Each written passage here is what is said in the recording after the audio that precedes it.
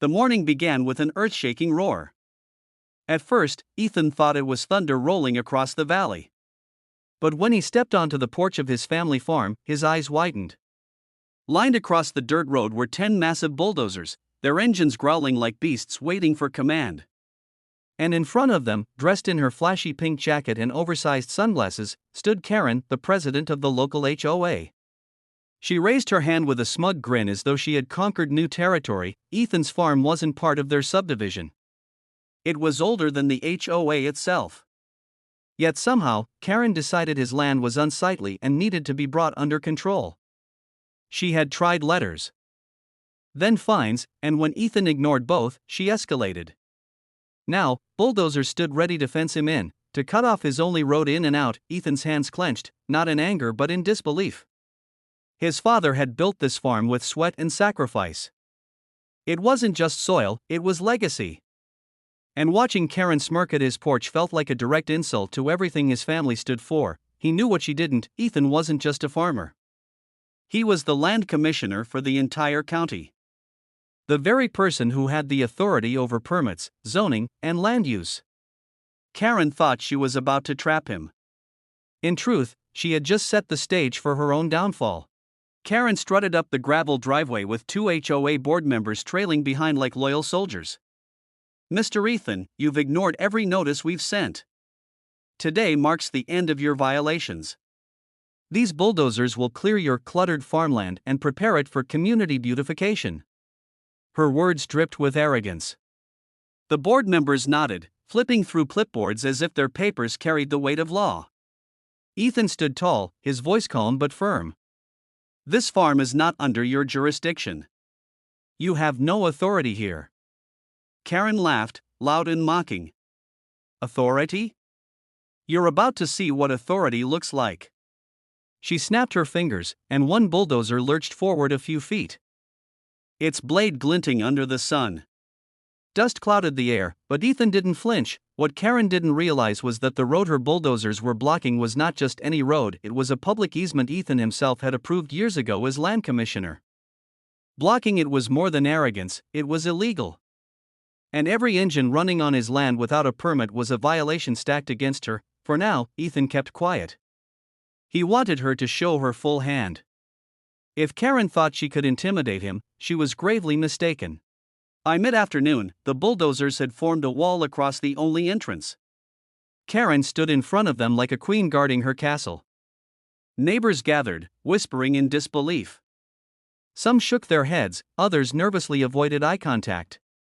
But Karen basked in their attention, certain she was making an example out of Ethan. "Let this be a lesson," she announced loudly. "No one resists the HOA. Not in my neighborhood, not ever." Ethan watched her theatrics with quiet patience. Inside, though, his heart twisted. He thought about his late father's words, "This land doesn't just feed us, Ethan. It defines us. Never let anyone take it away." That memory was a fire fueling his resolve. Karen's pride blinded her to the reality. Each bulldozer was trespassing. Each board member standing with her was complicit. And each word she shouted was being recorded by Ethan's small body camera clipped under his jacket. He let her continue, let her grow louder, more reckless. Because when the truth came to light, her empire of arrogance would collapse under its own weight. That evening, after Karen's victory parade with the bulldozers settled into camp on the roadside, Ethan drove into town. He wasn't rattled, he was preparing. At the courthouse, he pulled the easement maps, ownership deeds, and zoning permits documents with his signature as commissioner. They were ironclad proof of his authority. The next morning, when Karen strutted back with even more neighbors cheering her on, Ethan didn't argue. Instead, he invited the county sheriff and a zoning officer. "You might want to see this," Ethan said calmly, handing them the files. Karen's face twitched when the sheriff flipped through the papers. The zoning officer raised his brow, impressed. "These bulldozers don't have permits. This road is public access, not HOA property." Karen scoffed. "Do you know who I am?" She snapped. Ethan's lips curved into the faintest smile. "Do you know who I am?" For the first time, Karen faltered. Word spread quickly. Neighbors who once whispered now openly questioned Karen's decision. She brought bulldozers on public land? What if we get fined for this? The HOA board, once loyal, began stepping back. The sheriff issued warnings, and the operators of the bulldozers shut off their engines nervously. Karen tried to regain control, shouting about community image and power. But Ethan's calm presence made her words look desperate. The sheriff reminded her, blocking a public easement is a serious offense. You're on thin ice, Karen. Ethan still hadn't revealed the final card. To everyone else, he was a quiet farmer defending his land. But soon, they would learn he was the very official who signed the checks that allowed the HOA to function. The funding, the approvals, the permits all flowed through his desk, and Karen was about to find out what it meant to bite the hand that held her entire world together. The next board meeting was packed. Karen stormed in, ready to defend her actions. But Ethan arrived too, this time not in dusty boots, but in his crisp commissioner's jacket. Whispers rippled through the crowd as they recognized the emblem on his badge. Karen froze. You? She gasped. Ethan's voice echoed steady and clear. Yes, me. The land commissioner of this county. And the person whose land you've trespassed, whose road you've blocked, and whose authority you've mocked. Silence swallowed the room. Karen's board members sank in their seats. Neighbors who once feared her now looked at her with disgust. Ethan placed a thick folder of violations on the table. Your HOA's permits are under review. Effective immediately, your funding is frozen until further notice.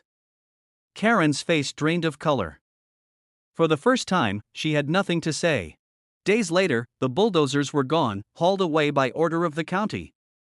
The easement was cleared, and Ethan's farm stood untouched, stronger than ever.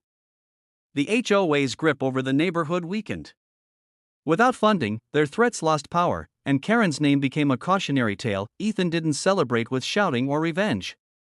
Instead, he stood on his porch, watching the sunset paint the fields in golden hues.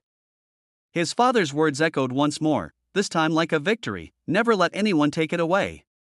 Karen avoided him from that day on. But she knew, and everyone else did too, that she had crossed a line she could never erase. Ethan continued his work, both as a farmer and commissioner, quietly ensuring no other family faced what he had endured. The land was safe. The legacy endured.